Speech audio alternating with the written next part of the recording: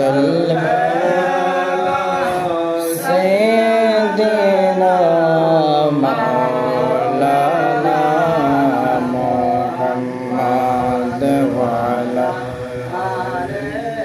سيدنا مولانا محمد कर লাগিয়া कंदरे মন কেউ তো তোমার আপন নয় कर লাগিয়া कंदरे মন কেউ তো তোমার আপন নয় যে জন হবে আপনার সে তো সোনার মদিনায় আল্লাহুম্মা সাল্লি আলা সাইয়্যিদিনা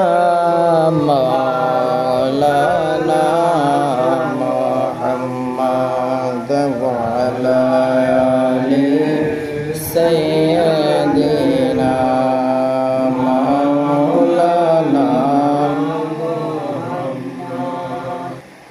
আসলে এই জিনিসগুলো ডিস্টার্ব করলে কথা বলে শান্তিও লাগে না, আমিও বলে শান্তি লাগবে না, ভালো লাগবে না, আপনারাও শুনে ভালো লাগবে না।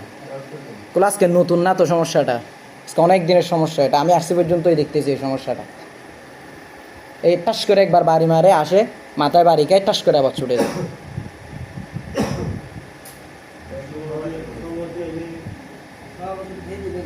এটা যদি হঠাৎ ডিস্টার্ব হইতো বা আজকে নতুন করতেছে এরকম তো না।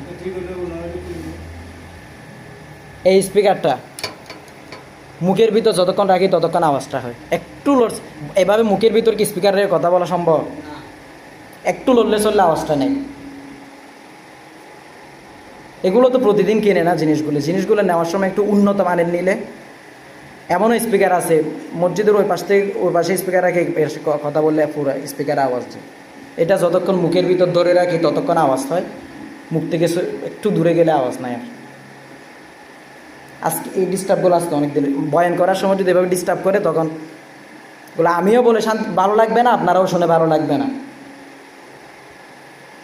জিলহজ মাস একটা সম্মানী মাস, যেটা শুরুতে বলেছিলাম 4 মাসের মধ্যে সম্মান একটা মাস হচ্ছে জিলহজ মাস। জিলহজ, মহরম, রজব, এই 4টা মাসের মধ্যে অন্যতম একটি মাস হচ্ছে জিলহজ মাস। এই জিলহজ মাস আল্লাহ পাকের কাছে খুব পছন্দনীয় একটি মাস। আল্লাহ পাক রব্বুল আলামিন সূরা ফাজরের মধ্যে 114টা সূরা কোরআনের মধ্যে আছে।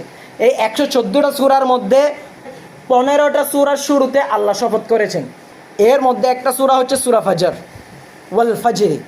আল্লাহ বলেন আমি ফজরের শপথ করছি, ওয়ালায়ালিন আশরিন, এবং আমি 10 রাতের শপথ করছি, 10টা ফজরের শপথ করছি, 10টা রাতের শপথ করছি।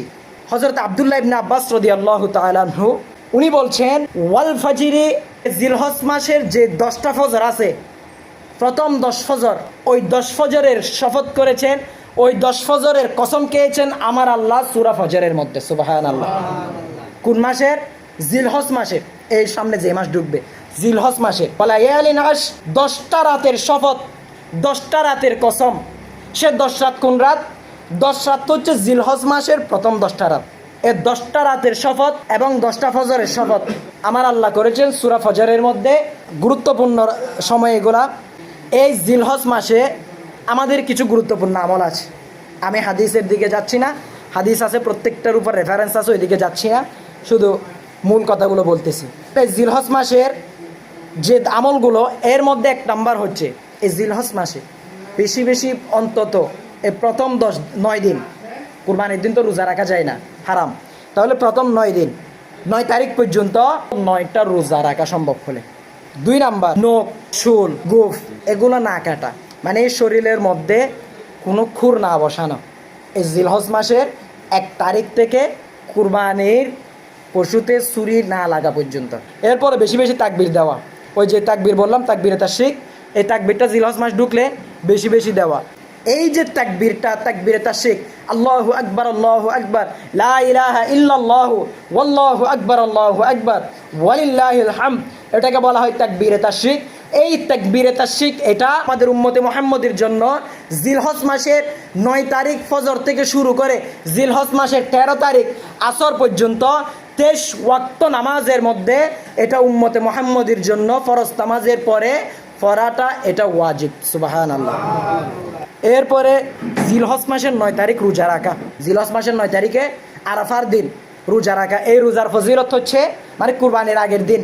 এই রোজার ফজিলত হচ্ছে যারা এই দিন রোজা রাখবে কুরবানির আগের দিন, তাদের বিগত 1 বছর, সামনের 1 বছর, তাদের জীবনের 1 বছর 2 বছরের গুনাহ আল্লাহ মাফ করে দিবেন। সুবহানাল্লাহ।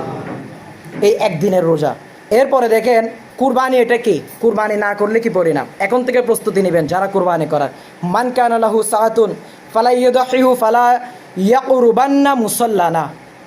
যারা কুরবানি করবে না তাদের জন্য আল্লাহ রাসূল সাল্লাল্লাহু আলাইহি ওয়াসাল্লাম যে নির্দেশনা দিয়েছেন, নির্দেশনাটা হচ্ছে মান কানা লাহু সাআতুন, যে ব্যক্তির সামর্থ্য আছে, যে ব্যক্তির সামর্থ্য আছে, যার পক্ষে সম্ভব, ফালাম ইদহিহা, সামর্থ্য থাকার পরেও সে কুরবানি করে না, সামর্থ্য থাকার পরেও সে কী করে না, কুরবানি করে না। এখন সামর্থ্য বলতে আমি গত জুমায় বলেছিলাম, সামর্থ্য বলতে 52 ভরি রূপার সমপরিমাণ সম্পদ যার কাছে থাকবে, 52 ভরি রূপার সমপরিমাণ সম্পদ যার কাছে থাকবে। তো 52 ভরি রূপা 2 লাখের একটু বেশি হতে পারে, 10-20 এরকম হতে পারে, 2 লাখ 10-20 এরকম হতে পারে। এই পরিমাণ সম্পদ যার কাছে থাকবে, এই পরিমাণ টাকা যার কাছে থাকবে তার কোরবানি করতে হবে। এটা একদিন পূর্ণ হতে হবে, 1 বছর পূর্ণ হতে হবে, 1 মাস পূর্ণ হতে হবে, এরকম কোনো সময়সীমা নাই। যার হাতে আসে, ইনস্ট্যান্ট হাতে আসছে, তার সাথে সাথে কোরবানি করতে হবে, সাথে সাথে কোরবানি করতে হবে তার। তাহলে এটা হচ্ছে সামর্থ্যবান, যার কাছে 52 ভরি রূপা পরিমাণ যার কাছে সম্পদ আছে। তাহলে মান কানা সাআতুন ফালাম ইদহি, যার সামর্থ্য আছে কুরবানি করে না। প্রাথমিকভাবে একটা ধারণা দিলাম আর কি সামর্থ্যবানকে, যার সামর্থ্য আছে কিন্তু কুরবানি করে না। ফালা ইয়াকরুবান্না মুসাল্লানা, আল্লাহ রাসূল বলেন সেই যেন ঈদগার মাঠে ঈদের নামাজ পড়তে না আসে। আপনি যদি সামর্থ্য আছে কুরবানি করতেছেন না, তাহলে আপনার আল্লাহ রাসূল বলেছেন ঈদুল আজহার নামাজ পড়তে আসার কোনো দরকার নাই। এরপরে কুরবানির সওয়াব, কুরবানি করলে সওয়াবটা কি? মা হাযিহিল আদহি ইয়া রাসূলুল্লাহ সাল্লাল্লাহু আলাইহি ওয়াসাল্লাম। সাহাবায়ে কেরামরা জিজ্ঞেস করছেন, ইয়া রাসূলুল্লাহ কুরবানি এটা কি, কুরবানি এটা কি? সুন্নাত আবিকুম ইব্রাহিম আলাইহিস সালাতু ওয়াস সালাম। আল্লাহ রাসূল সাল্লাল্লাহু আলাইহি ওয়াসাল্লাম বলেছেন এটা হচ্ছে তোমাদের পিতা হযরত ইব্রাহিম আলাইহিস সালাতু ওয়াস সালামের সুন্নাত। সুবহানাল্লাহ। ক্বালু ফামা লানা ফিহা ইয়া রাসূলুল্লাহ সাল্লাল্লাহু আলাইহি ওয়াসাল্লাম, ইয়া রাসূলুল্লাহ এই কুরবানিটা যদি আমরা করি তাহলে আমাদের যে ফায়দাটা কি, এটা কেন করব আমরা, এটা করলে আমাদের লাভটা কি?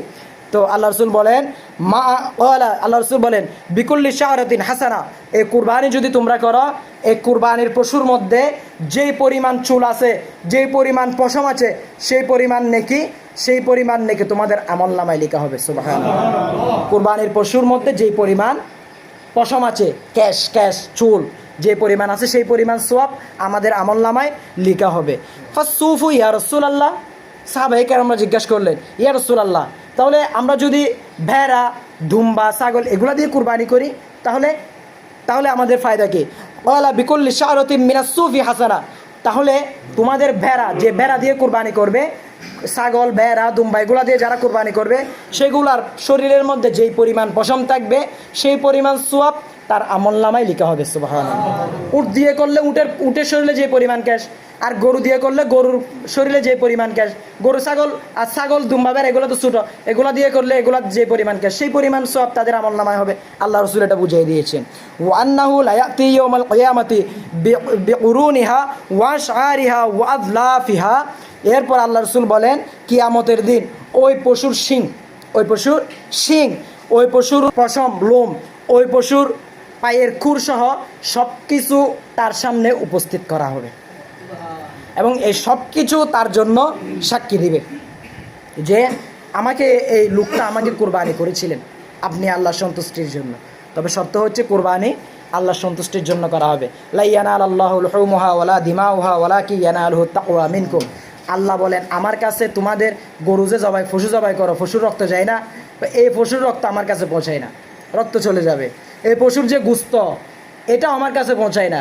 ওয়ালাকি ইয়ানালুহু তাকওয়া মিনকুম, তোমাদের মধ্যে যে অন্তরের নিয়তটা আছে না, তাকওয়াটা আছে, পরহেজগারিতা আছে, অন্তরের নিয়ত, সেই নিয়তটা আমি আল্লাহর কাছে পৌঁছাই। সুবহানাল্লাহ। গুস্ত যা মন চাই তা খাও, গুস্ত রক্ত এগুলো কোনো কিছু আমার কাছে পৌঁছায় না। আমার কাছে পৌঁছাবে একমাত্র নিয়ত, সেটা গরু দিয়ে করো, ছাগল দিয়ে করো, উট দিয়ে করো, দুম্বা দিয়ে করো, যেটা দিয়ে করো সেটা দিয়ে করো, কিন্তু মনের নিয়তটা আল্লাহকে সন্তুষ্ট করা।